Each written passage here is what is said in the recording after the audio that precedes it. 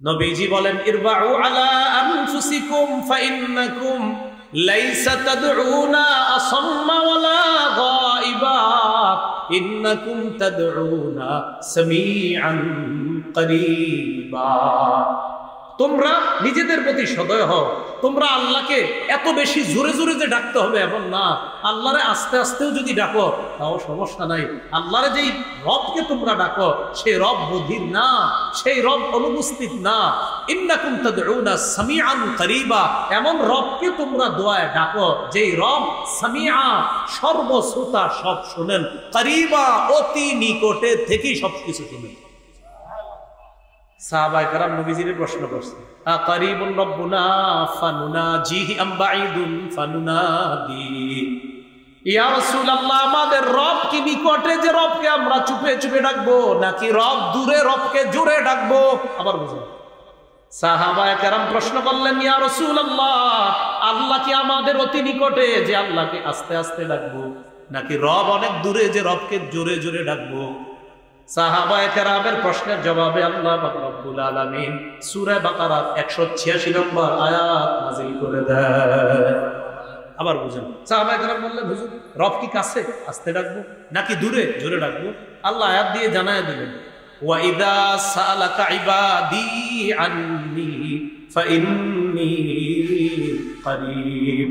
আপনাকে আমার বান্দারা যখন আমার ব্যাপারে জিজ্ঞাসা করে আপনি বলেন ফাইন্নী করিব, আমি অতি নিকটে। তাহলে রবকে যদি আমরা আস্তে আস্তেও ডাকি সমস্যা নাই। আমরা যদি আল্লাহকে ডাকি, মাঝে মাঝে যদি দোয়া করি আমরা জোরে জোরে, আস্তে আস্তেও যদি দোয়া করি, বিশেষ করে ইনফিরাদি স্পেশাল যে দোয়াগুলো আমরা একা একা করি, আপনি আস্তে আস্তে দোয়া করেন। সুফিয়ান সাউরি বলেন, আস্তে দোয়া কাকে বলে?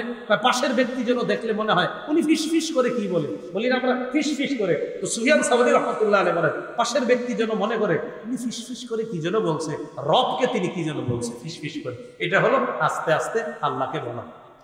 তাহলে আমরা আল্লাহর কাছে দোয়া করব, বলেন ইনশাআল্লাহ। তাহলে দোয়া করা মৌখিক ইবাদত, বলি সবাই দোয়া করা মৌখিক। রাসূলুল্লাহ সাল্লাল্লাহু আলাইহি সাল্লাম বলেন, আদ-দুআউ হুয়াল ইবাদা, দোয়াটাই ইবাদত, দোয়া করাটাই এটা একটা ইবাদত। আল্লাহ আমাদের সকলকে ইবাদত, এই মৌখিক ইবাদতটা যেন আমরা বেশি বেশি করতে পারি, আল্লাহ তৌফিক দান করেন।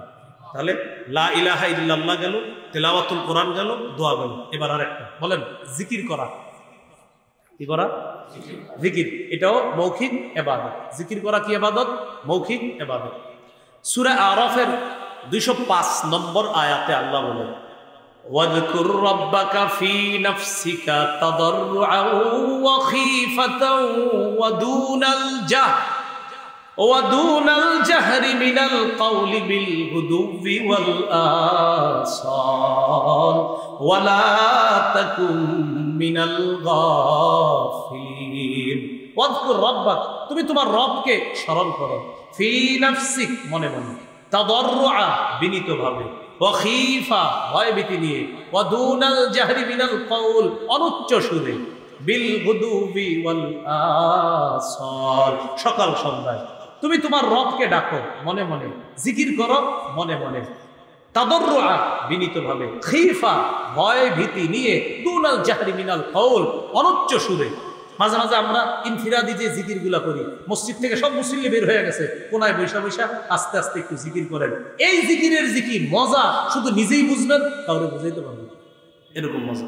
এটা একদিন করে দেখেন, আপনি তো করবেন না, হ্যাঁ মানে আমরা কইলে যাতে করবেন না মনে হয়, সবাই বলেন হ্যাঁ, একদিন করে দেখবেন, আসলে মজা পাবেন। মজা না পাইলে টাকা ফেলেন, আসলে মজা পাবেন। হ্যাঁ, আপনি এইভাবে ইনফিরাদি জিকির করেন, একটু আস্তে আস্তে একা একা বৈশাখ, কেউ নাই আশেপাশে, নাতিশীতোষ্ণ একটা আবহাওয়া আছে, হালকা হালকা নিবু নিবু লাইট জ্বলতেছে, একটু ঘরের মধ্যেও যদি হয় একটু জিকির করেন, এই মজা এটা আপনি নিজেই পাবেন ইনশাআল্লাহ তাআলা। তাহলে জিকির করা এটা মৌখিক ইবাদত। আল্লাহ আমাদেরকে ইবাদত করার তৌফিক দান করেন। 3 নাম্বার শারীরিক ইবাদত, দৈহিক ইবাদত, নামাজ পড়া। শারীরিক ইবাদত কি করা? নামাজ পড়া, এটা একটা শারীরিক ইবাদত। এই ইবাদতগুলো আমরা করব। রোজা রাখা শারীরিক ইবাদত। আল্লাহ পাক রব্বুল আলামিন সূরা হজের মধ্যে বলেন, ইয়া আইয়ুহাল্লাযীনা আমানুর কাউ, হে ঈমানদারগণ তোমরা রুকু করো, ওয়াসজুদু সিজদা করো। এগুলা হলো শারীরিক ইবাদত, নামাজ পড়া। রাসূলুল্লাহ সাল্লাল্লাহু আলাইহি সাল্লাম বলেন, আর আইতুম লাউ আন্না নাহরান বিবাবি আহাদিকুম ইয়াগতাসিলু ফীহি কুল্লা ইয়াউমিন 5 মাররাত হাল ইয়াবকা মিন দারানিহি শাইউন ক্বালু লা ইয়াবকা মিন দারানিহি শাইউন ইয়া রাসূলুল্লাহ। নবী বললেন, তোমাদের কারো বাসার সামনে একটা পুকুর আছে, ওই পুকুরে এক ব্যক্তি দৈনিক 5 বার গোসল করে, বলো তো তোমরা তার শরীরে কি কোনো ময়লা অবশিষ্ট থাকবে? সাহাবায়ে কেরাম বললেন না। নবী বললেন, ফাযালিকা মিসকুস সালাওয়াতিল খামসি ইয়ামহুল্লাহু বিহিন্নাল খাতায়া। 5 ওয়াক্ত নামাজ যদি কেউ পড়ে, 5 বার গোসল করলে যেমন ময়লা থাকে না, 5 ওয়াক্ত নামাজ পড়লে তার গুনাহগুলা ধুয়ে মুছে আল্লাহ সাফ করে দেয়। এটা শারীরিক ইবাদত। 4 নাম্বার আর্থিক ইবাদত, মানে সম্পদের ইবাদত। এটা হলো যাকাত করা, সদকা দেওয়া, যাকাত দেওয়া। রাসূলুল্লাহ সাল্লাল্লাহু আলাইহি সাল্লাম বলেন, মান আতাহুল্লাহু মালান ফালাম ইউআদ্দি যাকাতা। যাকে আল্লাহ সম্পদ দিছে যাকাত দেয় না, যাকে আল্লাহ সম্পদ দিছে কিন্তু সে যদি যাকাত না দেয়, মুসসিলা লাহু ইয়াউমাল কিয়ামাতি শুজাআন আকরা। কিয়ামতের ময়দানে 20 ধর সাপ, এই 20 ধর সাপে রূপান্তরিত হবে তার যাকাত না দেওয়া সম্পদগুলা। হওয়ার পর এইভাবে আপনার সামনে ফানাদারে বলবে, আনা কানজুকা আনা মালুকা, আমি তোমার সঞ্চিত সম্পদ, আমি তোমার সেই মাল, যে মাল তুমি যাকাত হিসাবে দেওয়ার কথা ছিল দাও নাই। 1 লাখ টাকা যাকাত আছে, 30,000 টাকা যাকাত দিয়া ছবি কিছু তুইলা ফেসবুকে দিয়ে পরের দিন লেখছে, গরিব অসহায়দেরকে যাকাতের টাকাটা দিয়ে খুব ভালো লাগছে আলহামদুলিল্লাহ। দিছে কত? 30,000। বাকি রইল কত? বলেন সাপ বাকি রয়েছে, বলেন সাপ, সবাই বলেন 70,000 সাপ। কি বাকি রয়েছে? ওই যে ফেসবুকে লেখছে আলহামদুলিল্লাহ খুব ভালো লাগছে অসহায়দেরকে সহযোগিতা করে। কত? 30,000 টাকার লুঙ্গি শাড়ি দিছে। 70,000 যে বাকি রয়েছে, আপনি বলবেন জি, কমেন্টে লিখে দিবেন যদি জানেন, সেই বাকি সাপটাকে দিবেন। যদি সাপ কি বলবেন, যেটা দেন না এটা সাপ হবে, আপনারা কামড়ানো। আল্লাহ আমাদেরকে হেফাজত করে। তাহলে আর্থিক ইবাদত যাকাত দেওয়া, আবার সদকা করা। আপনি চুপে চুপে কোনো অসহায় বিধবা নারীর খোঁজ খবর নিতে পারেন, আর্থিক ইবাদত। কোনো এতিম মিসকিনের সহযোগিতা করতে পারেন অর্থ দিয়ে, এটা আর্থিক ইবাদত। সহিহ বুখারীর 5353, 5353 কত হয়? 5353। এই হাদিসের মধ্যে আসছে রাসূলুল্লাহ সাল্লাল্লাহু আলাইহি সাল্লাম বলেন, আস-সাঈ আলাল আরমিলা আল মিসকিন কাল মুজাহিদি ফি সাবিলিল্লাহ আবিল কাইমিল লাইল সাইমিন নাহার। যে ব্যক্তি বিধবা এবং এতিমদেরকে সহযোগিতা করার জন্য চেষ্টা চালায়, যেমন অনেক চ্যারিটি ফাউন্ডেশন এই কাজগুলো করে, অনেক সেবামূলক ফাউন্ডেশন এই কাজগুলো করে, কিন্তু আপনি পার্সোনালিও চেষ্টা করবেন চুপে চুপে অসহায়দের পাশে দাঁড়ানোর জন্য। নবী বলেন, যে ব্যক্তি তাদেরকে এইভাবে অর্থ দিয়ে সাহায্য সহযোগিতা করে বিভিন্নভাবে, এই ব্যক্তি কাল মুজাহিদি ফি সাবিলিল্লাহ, কেমন যেন আল্লাহর রাস্তার মুজাহিদের মতো হয়ে গেল। আর আবিল কাইমিল লাইল, অথবা সারা রাত নফল নামাজ পড়লে যে সওয়াব, সে কেমন যেন সেই সওয়াব হয়ে গেল। আর আবিস সাইমিন নাহার, সারাদিন নফল রোজা রাখার যে আমল, যে ফজিলত, সে এইভাবে অর্থনৈতিক সহযোগিতা করার কারণে আল্লাহ তাকে সেই ফজিলত দান করেন। সূরা ফুরকানের ৬৩ নম্বর আয়াতে আল্লাহ বলেন, ওয়া ইবাদুর রাহমানিল্লাযীনা ইয়ামশুনা আলাল আরদি হাওনা ওয়া ইযা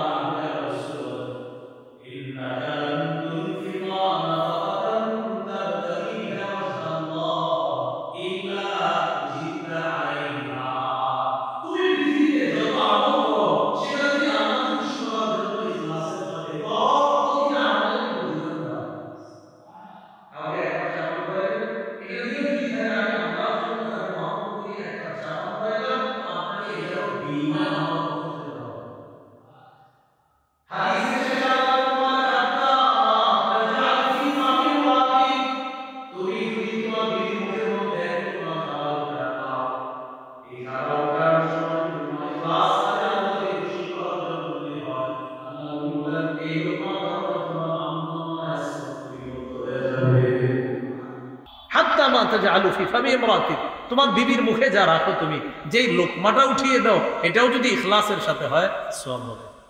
তাহলে ইখলাসের 3 উপকার: 1 নাম্বার আমল কবুল, 2 নাম্বার সওয়াব, 3 পাপ মাফ করে দেওয়া হয়, সুবহানাল্লাহ, গুনাহ ক্ষমা করা। সহিহ বুখারীর 3467 নম্বর হাদিসের বর্ণনা। এই হাদিসের মধ্যে আছে قال رسول الله صلى الله عليه وسلم بينما كلب يطيف برقية একবার একটা কুকুর কূপের পাশে হাঁপাইতেছে, পিপাসার যন্ত্রণায় কুকুরটা কূপের পাশে এইভাবে বারবার প্রদক্ষিণ করে, কাদায়াতুলুহুল আত, পিপাসার কারণে তার মারা যাওয়ার উপক্রম। কুকুরটা বারবার জিহ্বা বের করতেছে, মারা যাবে যাবে অবস্থা। রাআতহু বাগিয়ুম মিন বাগায়া বনি ইসরাঈল, বনি ইসরাইলের একজন ব্যভিচারিণী নারী কুকুরটাকে দেখছে, কষ্ট পাইতেছে।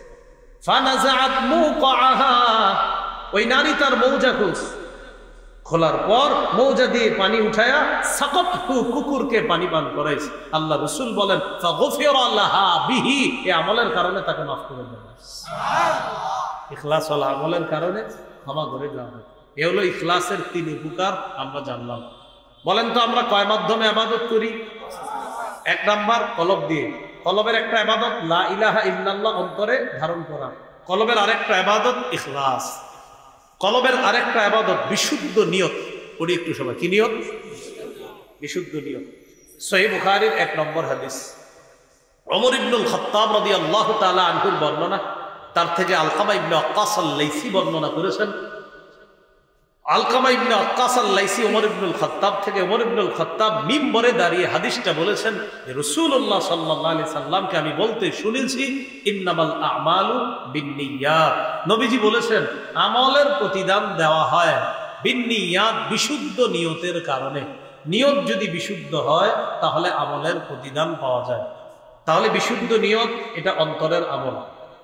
একটু আমার সাথে যদি বলেন তাহলে মনে থাকবে বিষয়টা। বলেন, বিশুদ্ধ নিয়ত ওয়ালা ছোট ইবাদত আল্লাহর কাছে বড় হয়ে যায়। বিশুদ্ধ নিয়ত ছাড়া বড় ইবাদত আল্লাহর কাছে ছোট হয়ে যায়। কি শিখলাম? বিশুদ্ধ নিয়তের কারণে ছোট ইবাদত বড় হয়ে যায়, বিশুদ্ধ নিয়ত না থাকার কারণে বড় ইবাদত ছোট হয়ে যায়। একটা কিতাব আছে ইবনে রজব হাম্বলির লেখা, জামিউল উলুম ওয়াল হিকাম, 1 নম্বর খণ্ড 13 নম্বর পৃষ্ঠা। আব্দুল্লাহ ইবনে মুবারক রাহমাতুল্লাহি আলাইহির বক্তব্য, তিনি বলেন, রুব্বা আমালিন সগীরিন তুআজ্জিমুহুন নিয়্যাত ওয়া রুব্বা আমালিন কাবীরিন তুসাগগিরুহুন নিয়্যাত। আব্দুল্লাহ ইবনে মুবারক রাহমাতুল্লাহি আলাইহি বলেন, এমন অনেক ছোট ছোট আমল তুআজ্জিমুহুন নিয়্যাত, বিশুদ্ধ নিয়ত ওই ছোট আমলটা অনেক বড় বানায় দেয়।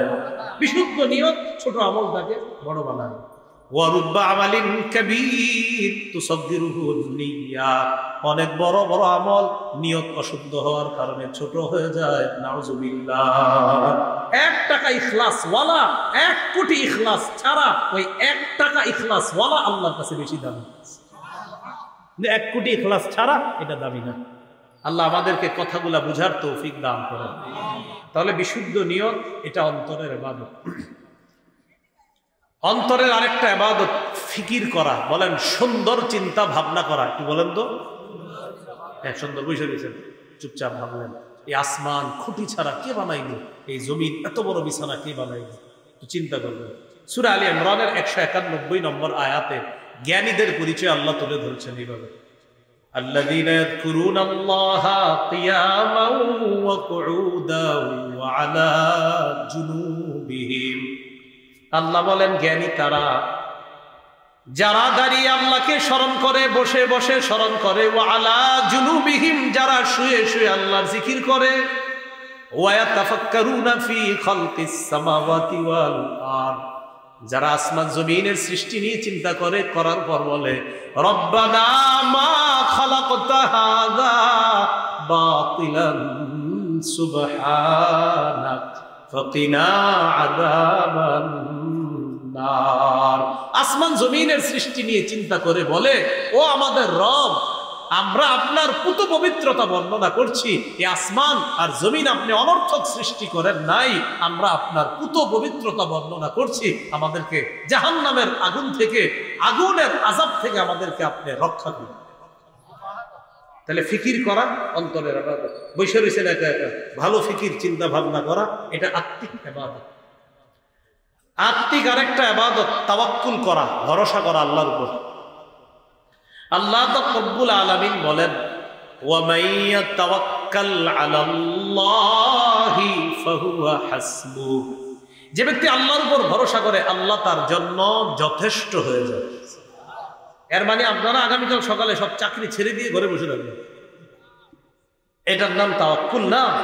তাওয়াক্কুল হলো আপনার পক্ষ থেকে সব চেষ্টা প্রচেষ্টা করবেন, পূর্ণতা আল্লাহ দান করবেন, আপনি সব চেষ্টা করার পর বলবেন আল্লাহ ভরসা, ইনশাল্লাহ কিচ্ছু হবে না, এটার নাম তাওয়াক্কুল। আপনি গরু বাঁধবেন, বাঁধার পর গরুর ঘরের দরজাটা আটকাইবেন, আয়াতুল কুরসি বলে বন্ধ করবেন, এরপর বলবেন আল্লাহ ভরসা, ইনশাল্লাহ চোরে কিচ্ছু করতে পারবে না, এটাকে বলা হয় তাওয়াক্কুল। দরজা খুলে গরুটা আপনি ছেড়ে রাখলেন আর বললেন কোনো সমস্যা নাই, চোর এটা নিবে না, আল্লাহর উপর ভরসা করতেছি, এটাকে তাওয়াক্কুল বলা হয়।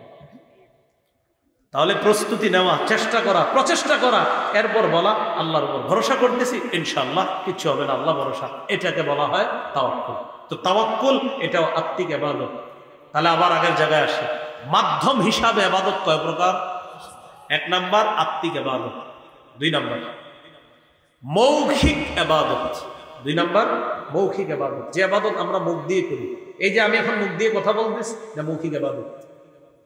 একটু আমরা মৌখিক ইবাদত করি, সুবহানাল্লাহ, আলহামদুলিল্লাহ, লা ইলাহা ইল্লাল্লাহ, আল্লাহু আকবার। দেখি মনে আছে নি আপনাদের? আত্মিক ইবাদতের মধ্যে একটা ছিল লা ইলাহা ইল্লাল্লাহ, অন্তরে ধারণ করা। এবার মৌখিক ইবাদতটাও লা ইলাহা ইল্লাল্লাহ, মুখে স্বীকার করা, এটা মৌখিক ইবাদত। সহিহ বুখারীর 25 নম্বর হাদিসের বর্ণনা, আব্দুল্লাহ ইবনে ওমর রাদিয়াল্লাহু তাআলা আনহুমার বর্ণনা, তিনি বলেন উমিরতু আন উকাতিলান নাস হাত্তা ইয়াশহাদু আল্লা ইলাহা ইল্লাল্লাহ ওয়া আন্না মুহাম্মাদার রাসূলুল্লাহ। যতক্ষণ পর্যন্ত মানুষ এই সাক্ষী দিবে আল্লাহ ছাড়া কোনো ইলাহ নাই, মুহাম্মদ সাল্লাল্লাহু আলাইহি সাল্লাম আল্লাহর রাসূল, ততক্ষণ পর্যন্ত আমি আদিষ্ট হয়েছি তাদের বিরুদ্ধে যেন লড়াই অব্যাহত রাখি। মুখ দিয়ে যতক্ষণ বলবে লা ইলাহা ইল্লাল্লাহ, এটা যতক্ষণ না স্বীকার করবে ততক্ষণ আমাকে বলা হয়েছে লড়াই চালিয়ে যাওয়ার জন্য। এখান থেকে শিখতেছি আমরা যে লা ইলাহা ইল্লাল্লাহ মুখে স্বীকার করা, এটা মৌখিক ইবাদত। একটা হলো অন্তরে ধারণ করা, এটা আত্মিক ইবাদত, আর একটা মুখে স্বীকার করা, এটা মৌখিক ইবাদত। মৌখিক ইবাদতের মধ্যে আরেকটা একটু বলি, বলেন তিলাওয়াতুল কুরআন। কি বলেন তো? তিলাওয়াতুল কুরআন। তিরমিজির বর্ণনা 1333 নম্বর হাদিস, এই হাদিসের মধ্যে আসছে ক্বালা রাসূলুল্লাহ সাল্লাল্লাহু আলাইহি ওয়াসাল্লাম আল জাহিরু বিল কুরআন কাল জাহিরি বিস সাদাকা ওয়াল মুসিররু বিল কুরআন কাল মুসিররি বিস সাদাকা। প্রকাশ্যে কোরআন তেলাওয়াতকারী, উঁচু আওয়াজে কোরআন তেলাওয়াতকারী, প্রকাশ্যে দান সদকা করার যেই সওয়াব, ওই দান সদকা প্রকাশ্যে যে করে, প্রকাশ্যে কোরআন তেলাওয়াতকারীও প্রকাশ্যে দান সদকাকারীর মতো। ওয়াল মুসিররু বিল কুরআন কাল মুসিররি বিস সাদাকা। আর যে ব্যক্তি গোপনে কোরআন তেলাওয়াত করে, এই ব্যক্তি গোপনে দান সদকাকারীর মতো। তাহলে কোরআন তেলাওয়াত করা এটা মৌখিক ইবাদত। সহিহ বুখারীর বর্ণনা 5011 নম্বর হাদিস, এই হাদিসের বর্ণনাকারী বারা ইবনে আজিব রাদিয়াল্লাহু তাআলা। এই হাদিসটি একটু মনোযোগ দিয়ে শুনেন, তারপর আশা করি কোরআন তেলাওয়াতের প্রতি উদ্বুদ্ধ হবেন। বারা ইবনে আজিব বলেন কানা রাজুলুন ইয়াকরাউ সূরাতাল কাহফি, এক ব্যক্তি সূরা কাহফ তেলাওয়াত করতেছিল।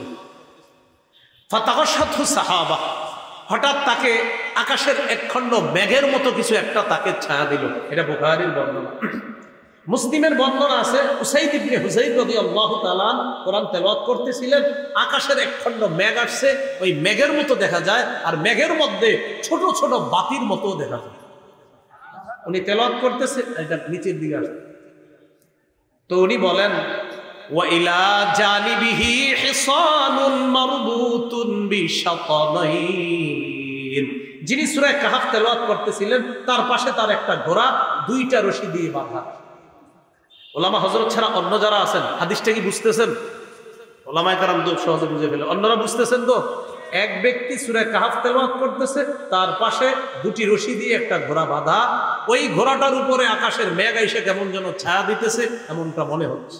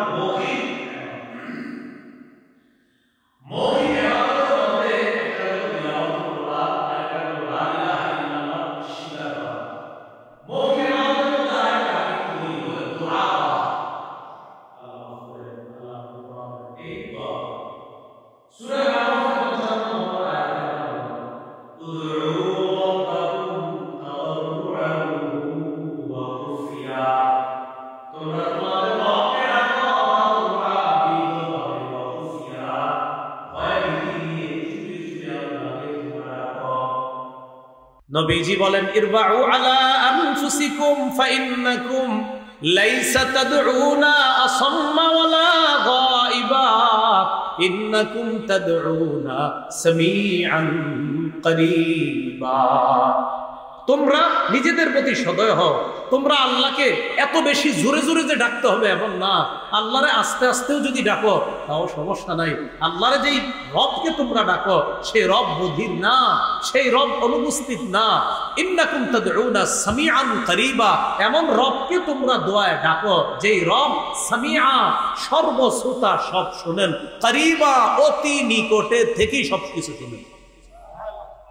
সাহাবায়ে কেরাম নবীজির প্রশ্ন করছে, আকারিবুন রাব্বুনা ফানুনাজিহি আম বাঈদুন ফানুনাদি। ইয়া রাসূলুল্লাহ, আমাদের রব কি নিকটে যে রবকে আমরা চুপে চুপে ডাকবো, নাকি রব দূরে রবকে জোরে ডাকবো? আবার বুঝুন, সাহাবায়ে কেরাম প্রশ্ন করলেন, ইয়া রাসূলুল্লাহ, আল্লাহ কি আমাদের অতি নিকটে যে আল্লাহকে আস্তে আস্তে ডাকবো, নাকি রব অনেক দূরে যে রবকে জোরে জোরে ডাকবো? সাহাবায়ে কেরামের প্রশ্নের জবাবে আল্লাহ পাক রব্বুল আলামিন সূরা বাকারার 186 নম্বর আয়াত নাযিল করে দেয়। আবার বুঝুন, সাহাবায়ে কেরাম বললেন, হুজুর রব কি কাছে আস্তে ডাকবো নাকি দূরে জোরে ডাকবো? আল্লাহ আয়াত দিয়ে জানায় দিলেন, ওয়া ইযা সালাকা ইবাদি আন্নী ফাইন্নী করিব। আপনাকে আমার বান্দারা যখন আমার ব্যাপারে জিজ্ঞাসা করে, আপনি বলেন ফাইন্নী করিব, আমি অতি নিকটে। সুবহানাল্লাহ। তাহলে রবকে যদি আমরা আস্তে আস্তেও ডাকি সমস্যা নাই। আমরা যদি আল্লাহকে ডাকি, হ্যাঁ মাঝে মাঝে যদি দোয়া করি আমরা জোরে জোরে, আস্তে আস্তেও যদি দোয়া করি, বিশেষ করে ইনফিরাদি স্পেশাল যে দোয়াগুলো আমরা একা একা করি, আপনি আস্তে আস্তে দোয়া করেন। সুফিয়ান সাউরি বলেন, আস্তে দোয়া কাকে বলে? পাশের ব্যক্তি যেন দেখলে মনে হয় উনি ফিস ফিস করে কি বলে, বলি না আমরা ফিস ফিস করে। তো সুফিয়ান সাউরি রহমতুল্লাহ আলাইহি বলেন, পাশের ব্যক্তি যেন মনে করে উনি ফিস ফিস করে কি যেন বলছে, রবকে তিনি কি যেন বলছে ফিস ফিস করে। এটা হলো আস্তে আস্তে আল্লাহকে বলা। তাহলে আমরা আল্লাহর কাছে দোয়া করব, বলেন ইনশাআল্লাহ। তাহলে দোয়া করা মৌখিক ইবাদত, বলি সবাই দোয়া করা মৌখিক। রাসূলুল্লাহ সাল্লাল্লাহু আলাইহি সাল্লাম বলেন, আদ-দুআউ হুয়াল ইবাদা, দোয়াটাই ইবাদত, দোয়া করাটাই এটা একটা ইবাদত। আল্লাহ আমাদের সকলকে ইবাদত, এই মৌখিক ইবাদতটা যেন আমরা বেশি বেশি করতে পারি, আল্লাহ তৌফিক দান করেন। তাহলে লা ইলাহা ইল্লাল্লাহ গেল, তিলাওয়াতুল কোরআন গেল, দোয়া গেল। এবার আরেকটা বলেন, জিকির করা। কি করা? জিকির। এটাও মৌখিক ইবাদত। জিকির করা কি ইবাদত? মৌখিক ইবাদত। সূরা আরাফের 205 নম্বর আয়াতে আল্লাহ বলেন, ওয়াযকুর রাব্বাকা ফি নাফসিকা তাদাররুআন ওয়া খীফাতান ওয়া দুনাল জাহরি মিনাল কওলি বিল গুদুবি ওয়াল আসাল ওয়া লা তাকুন মিনাল গাফিলিন। ওয়াযকুর রাব্বাক, তুমি তোমার রবকে স্মরণ করো, ফি নাফসিক মনে মনে, তাদাররুআ বিনীতভাবে, ওয়া খীফা ভয়ভীতি নিয়ে, ওয়া দুনাল জাহরি মিনাল কওল অনুচ্চ সুরে, বিল গুদুবি ওয়াল আসাল সকাল সন্ধ্যায় তুমি তোমার রবকে ডাকো মনে মনে, জিকির করো মনে মনে, তাদাররুআ বিনীতভাবে, খীফা ভয় ভীতি নিয়ে, দুনাল জাহরি মিনাল কওল অনুচ্চ সুরে। মাঝে মাঝে আমরা ইনফিরাদি যে জিকিরগুলা করি, মসজিদ থেকে সব মুসল্লি বের হয়ে গেছে, কোনায় বৈশা বৈশা আস্তে আস্তে একটু জিকির করেন। এই জিকিরের জিকির মজা শুধু নিজেই বুঝবেন, কাউরে বুঝাইতে পারবেন, এরকম মজা। এটা একদিন করে দেখেন, আপনি তো করবেন না, হ্যাঁ মানে আমরা কইলে যাতে করবেন না মনে হয়, সবাই বলেন হ্যাঁ একদিন করে দেখবেন, আসলে মজা পাবেন। মজা না পাইলে টাকা দিবেন, আসলে মজা পাবেন। হ্যাঁ আপনি এইভাবে ইনফিরাদি জিকির করেন, একটু আস্তে আস্তে একা একা, বৈশাখ কেউ নাই, আশেপাশে নাতিশীতোষ্ণ একটা আবহাওয়া আছে, হালকা হালকা নিবু নিবু লাইট জ্বলতেছে, একটু ঘরের মধ্যেও যদি হয় একটু জিকির করেন, এই মজা এটা আপনি নিজেই পাবেন ইনশাআল্লাহ তাআলা। তাহলে জিকির করা এটা মৌখিক ইবাদত। আল্লাহ আমাদেরকে ইবাদত করার তৌফিক দান করেন। 3 নাম্বার শারীরিক ইবাদত, দৈহিক ইবাদত, নামাজ পড়া শারীরিক ইবাদত। কি করা? নামাজ পড়া, এটা একটা শারীরিক ইবাদত। এই ইবাদতগুলো আমরা করব। রোজা রাখা শারীরিক ইবাদত। আল্লাহ পাক রব্বুল আলামিন সূরা হজের মধ্যে বলেন, ইয়া আইয়ুহাল্লাযীনা আমানুর কাউ, হে ঈমানদারগণ তোমরা রুকু করো, ওয়াসজুদু সিজদা করো। এগুলা হলো শারীরিক ইবাদত, নামাজ পড়া। রাসূলুল্লাহ সাল্লাল্লাহু আলাইহি সাল্লাম বলেন, আরাআইতুম লাউ আন্না নাহরান বিবাবি আহাদিকুম ইয়াগতাসিলু ফীহি কুল্লা ইয়াউমিন 5 মাররাত হাল ইয়াবকা মিন দারানিহি শাইউন? ক্বালু লা ইয়াবকা মিন দারানিহি শাইউন ইয়া রাসূলুল্লাহ। নবী বললেন, তোমাদের কারো বাসার সামনে একটা পুকুর আছে, ওই পুকুরে এক ব্যক্তি দৈনিক 5 বার গোসল করে, বলো তো তোমরা তার শরীরে কি কোনো ময়লা অবশিষ্ট থাকবে? সাহাবায়ে কেরাম বললেন না। নবী বললেন, ফাযালিকা মিসকুস সালাওয়াতিল খামসি ইয়ামহুল্লাহু বিহিন্নাল খাতায়া। 5 ওয়াক্ত নামাজ যদি কেউ পড়ে, 5 বার গোসল করলে যেমন ময়লা থাকে না, 5 ওয়াক্ত নামাজ পড়লে তার গুনাহগুলা ধুয়ে মুছে আল্লাহ সাফ করে দেয়। এটা শারীরিক ইবাদত। 4 নাম্বার আর্থিক ইবাদত, মানে সম্পদের ইবাদত। এটা হলো জাকাত করা, সদকা দেওয়া, জাকাত দেওয়া। রাসূলুল্লাহ সাল্লাল্লাহু আলাইহি সাল্লাম বলেন, মান আতাহুল্লাহু মালান ফালাম ইউআদ্দি যাকাতা, যাকে আল্লাহ সম্পদ দিছে জাকাত দেয় না, যাকে আল্লাহ সম্পদ দিছে কিন্তু সে যদি জাকাত না দেয়, মুসসিলা লাহু ইয়াউমাল কিয়ামাতি শুজাআন আকরা, কিয়ামতের ময়দানে বিষধর সাপ, এই বিষধর সাপে রূপান্তরিত হবে তার জাকাত না দেওয়া সম্পদগুলা। হওয়ার পর এইভাবে আপনার সামনে ফানাদারে বলবে, আনা কানজুকা আনা মালুকা, আমি তোমার সঞ্চিত সম্পদ, আমি তোমার সেই মাল, যে মাল তুমি জাকাত হিসাবে দেওয়ার কথা ছিল দেও নাই। 1 লাখ টাকা জাকাত আছে, 30,000 টাকা জাকাত দিয়া ছবি কিছু তুইলা ফেসবুকে দিয়ে পরের দিন লেখছে, গরিব অসহায়দেরকে জাকাতের টাকাটা দিয়ে খুব ভালো লাগছে আলহামদুলিল্লাহ। দিছে কত? 30,000। বাকি রইল কত? বলেন সাপ বাকি রয়েছে, বলেন সাপ, সবাই বলেন 70,000 সাপ। কি বাকি রয়েছে? ওই যে ফেসবুকে লেখছে আলহামদুলিল্লাহ খুব ভালো লাগছে অসহায়দেরকে সহযোগিতা করে। কত? 30,000 টাকার লুঙ্গি শাড়ি দিছে। 70,000 যে বাকি রয়েছে, আপনি বলবেন জি, কমেন্টে লিখে দিবেন যদি জানেন সেই বাকি সাপটাকে দিবেন। যদি সাপ কি বলবেন, যেটা দেন না এটা সাপ হবে, আপনারা কামড়াবেন। আল্লাহ আমাদেরকে হেফাজত করবে।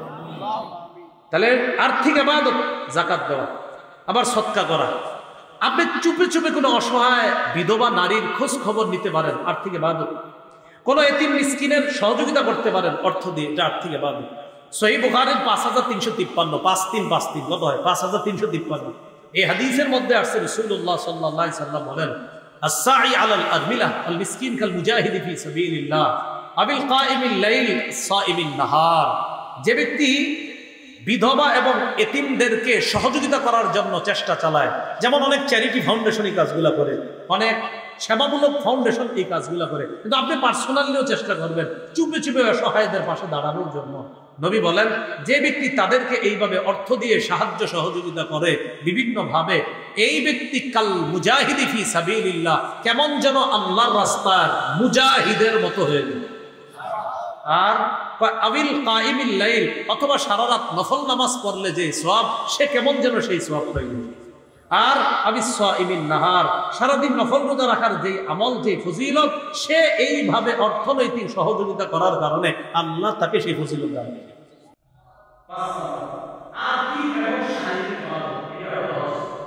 আর্থিক এবং শারীরিক ইবাদত, এটা হলো কি? হজ। এই হজ ইবনে মাজাহ মুহাম্মদ রাসূলুল্লাহ সাল্লাল্লাহু আলাইহি ওয়াসাল্লাম বলেন, আল-জামিউ রাফুল্লাহ ইনদাহু জাও। রাসূলুল্লাহ সাল্লাল্লাহু আলাইহি ওয়াসাল্লাম বলেন, হাদিসে একবার মা তোমরা আদায় করে দাও, তারা হলো আল্লাহর প্রতিনিধি। ইনদাহু, তারা যখন আল্লাহকে ডাকে, আল্লাহ হাদিসে একটা তোমরা গাইও, আল্লাহকে ডাকে, আল্লাহ তাদেরকে কি করে? সেই ভাই 1521 নম্বর হাদিসের বর্ণনা, মান হাদারিল্লাহ ফালাম ইয়াকুফ ফালাম ইয়াফসুক রাজা ইয়াউমিন ওয়ালাতুহু।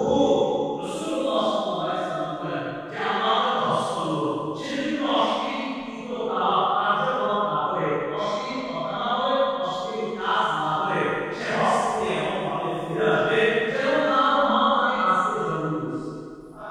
সহিহ বুখারী 1520 নম্বর হাদিস। রাসূলুল্লাহ সাল্লাল্লাহু আলাইহি ওয়াসাল্লামকে প্রশ্ন করা হলো, আইয়ুল আমালি আফযল, কোন আমল সবচেয়ে শ্রেষ্ঠ? নবী বললেন, ঈমানুন বিল্লাহ ওয়া রাসূলিহি, আল্লাহর প্রতি বিশ্বাস স্থাপন করা, রাসূলের প্রতি বিশ্বাস স্থাপন করা। কিলা সুম্মা মাযা, প্রশ্ন করা হলো, এরপর সবচেয়ে শ্রেষ্ঠ ইবাদত কোনটা? নবী বললেন, জিহাদুন ফি সাবিলিল্লাহ, আল্লাহর রাস্তায় জিহাদ করা। কিলা সুম্মা মাযা, এরপর সবচেয়ে শ্রেষ্ঠ ইবাদত কোনটা? নবী বললেন, হাজ্জুন মাবরুর, যে হজ আল্লাহ কবুল করেন, ওই হজটা হলো সর্বশ্রেষ্ঠ ইবাদত। ওই হজটা কি শ্রেষ্ঠ ইবাদত? এজন্য বুখারীর আয়াতে বর্ণনা আছে, 1770 নম্বর হাদিসের বর্ণনা, নবী বলেন, আল হাজ্জুল মাবরুর লাইসা লাহু জাযাউন ইল্লা জান্নাহ, হজে মাবরুরের পুরস্কার শুধুমাত্র জান্নাত। হজে মাবরুরের পুরস্কার এটাই, সে জান্নাত পেয়ে যাবে। এই হলো আর্থিক আর শারীরিক ইবাদত। দেহি হয় কি? মন দিয়ে শোনেন, বলেন তো উপকারিতা লাভের দিক থেকে আমল করা দুই প্রকার, একটা নিজের উপকার হওয়া, আরেকটা অন্যের মাধ্যমে উপকার হওয়া।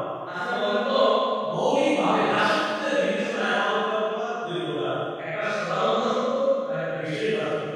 উপকারিতা লাভের দিক থেকে আমল করা দুই প্রকার, একটা নিজে ইবাদত করে উপকৃত হওয়া, আরেকটা হলো অন্যের সাহায্যে ইবাদত করে উপকৃত হওয়া। এবার আসুন কথায়, সেটা হলো বাধ্য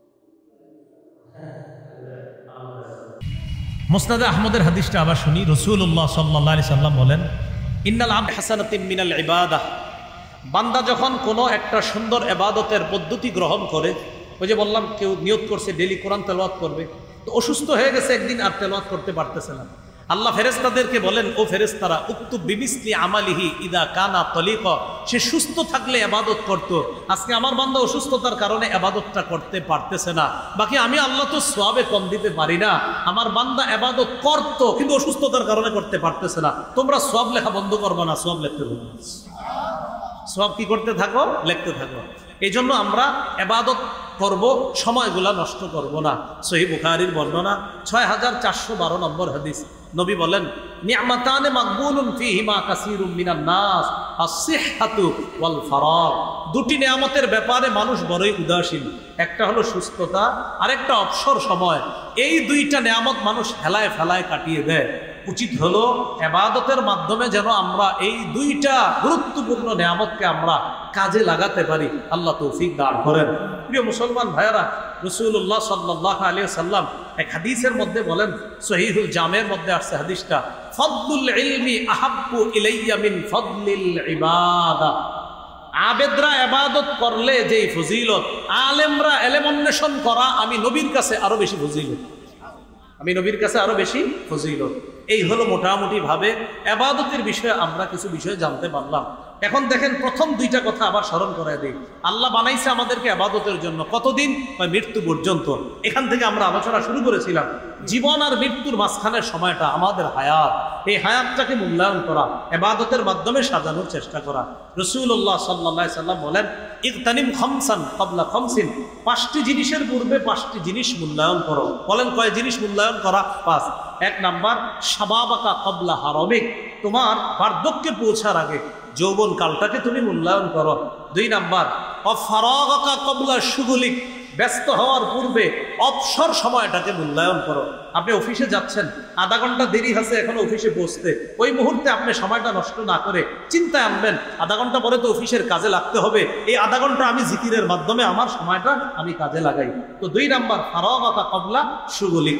তিন নাম্বার, ওয়াসিহহাতাকা ক্বাবলা সাকামিক, অসুস্থ হওয়ার পূর্বে সুস্থতার সময়টা এটা তুমি মূল্যায়ন করো, এটাকে তুমি গনিমত মনে করো। চার নাম্বার, ওয়াগিনাকা ক্বাবলা ফাকরিক, দরিদ্র হওয়ার আগে টাকা পয়সা যখন থাকে এটাকে মূল্যায়ন করো, টাকাটা সঠিক খাতে ব্যয় করো। পাঁচ নাম্বার, ওয়াহায়াতাকা ক্বাবলা মাউতিক, মরার আগে জীবনটাকে মূল্যায়ন করো। ভাই, এটা আমার মূল কথা। এই জীবন, আমাদের জন্ম, আমাদের মৃত্যু, মাঝখানে আমাদের এই জীবনটাকে মূল্যায়ন করা। সহিহ বুখারীর একটা হাদিসের মাধ্যমে আমি ইতি জানছি, 6413 নম্বর হাদিস। এই হাদিসে নবীজি বলেছেন, আল্লাহুম্মা লা আইশা ইল্লা আইশুল আখিরা, আল্লাহ আখিরাতের জীবন তো প্রকৃত জীবন, ফাসলিহিল আনসার ওয়াল মুহাজিরা, মুহাজির আনসার তাদেরকে আপনি সংশোধন করে দেন। হাদিস দ্বারা বোঝা যায় নবী সাহাবীদের জন্য দোয়া করছেন যেন তারা দুনিয়াতে থাকতেই আখিরাত ওয়ালা জীবন গঠন করতে পারে। সহিহ বুখারীর 6417 নম্বর হাদিসের অধীনে ইমাম বুখারী হযরত আলীর একটা বক্তব্য আনছেন, এই বক্তব্যটা একটু শুনেন। হযরত আলী বলেন, ইনতাহালাতিদ দুনিয়া মুদবিরাতান, দুনিয়া পিছিয়ে যাচ্ছে, ওয়ারতাহালাতিল আখিরা মুকবিলা, আখিরাত অগ্রসর হচ্ছে। হে পৃথিবীর মানুষ শোনো, লিকুল্লি ওয়াহিদাতিন মিনহুমা বানুনা, দুনিয়া আখিরাত উভয়ের সন্তান আছে, দুনিয়ারও সন্তান আছে, আখিরাতেরও সন্তান আছে। ফাকুনু মিন আবনাইল আখিরা, তোমরা আখিরাতের সন্তান হও, মানে দিনদার হও। ওয়ালা তাকুনু মিন আবনাইদ দুনিয়া, তোমরা দুনিয়ার সন্তান হও না, মানে দুনিয়াদার হও না। হযরত আলী বলেন, দুনিয়া পিছিয়ে যাচ্ছে, আখিরাত অগ্রসর হচ্ছে, দুনিয়ারও সন্তান আছে, আখিরাতেরও সন্তান আছে। দুনিয়ার সন্তান কারা? যারা দুনিয়াদার, যারা আখিরাত ভুলে যায়। আখিরাতের সন্তান কারা? যারা দুনিয়াতে থাইকাও আখিরাতকে স্মরণ রাখে, তারা আখিরাতের সন্তান, তারা হলো দিনদার। আল্লাহ আমাদের সকলের জীবন আর মৃত্যুর মাঝের সময়টা আমরা যেন দিনদার হয়ে কাটিয়ে আমরা ইবাদতের মাধ্যমে জীবনের সৌন্দর্যতা যেটা, এই সুন্দর জীবনটাকে আমরা নিয়ে যেন ইমানি জীবন আর ইমানি মরণ নিয়ে দুনিয়া থেকে বিদায় নিতে পারি। আল্লাহ তৌফিক দান করেন। সুবহানাল্লাহি ওয়া বিহামদিহি, সুবহানাকাল্লাহুম্মা ওয়া বিহামদিক, আশহাদু আল্লা ইলাহা ইল্লা আনতা আস্তাগফিরুল্লাহ ওয়া আতুবু ইলাইহ।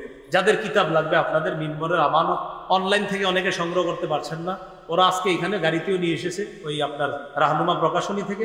যারা নেবেন তাদের প্রতি আমার একটা আবদার, প্রথম খণ্ডটা যারা নেবেন